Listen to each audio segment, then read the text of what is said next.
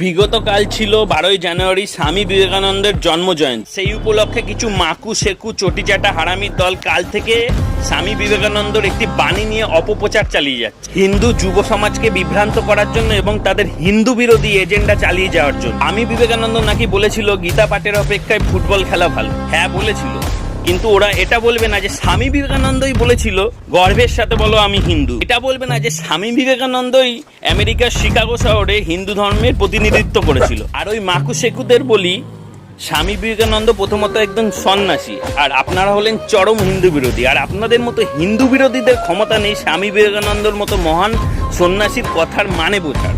স্বামী বিবেকানন্দ বলেছিল তোমরা শক্তিশালী হও, এটাই আমার উপদেশ। গীতা পাঠের থেকে ফুটবল খেললে তোমরা স্বর্গের আরো কাছে যাও। এই যুক্তির পুরো অর্থ বোঝার ক্ষমতা ওই হিন্দু বিরোধী চটি চাটা চীনের দালাল চশঙ্করদের নেই। স্বামী বিবেকানন্দ বোঝাতে চেয়েছে দুর্বল দেহে অথবা মস্তিষ্কে গীতা অথবা ধর্মের মর্ম বোঝা অথবা অর্জন করা খুব কঠিন। তাই আগে শারীরিক শক্তি অর্জন করো, শক্তিশালী শরীর এবং মন হলে তবেই তোমরা গীতার প্রকৃত জ্ঞান লাভ করতে পারবে। তিনি হিন্দু ধর্ম অথবা গীতাকে কোনোদিনই ছোট করেন, বরং শারীরিক ও মানসিক শক্তিকে আধ্যাত্মিক উন্নতির ভিত্তি হিসাবে দেখিয়েছে। তাই হিন্দু এবং দেশ বিরোধী দালালদের বলছি, তোমাদের এই এজেন্ডা আর চলবে না।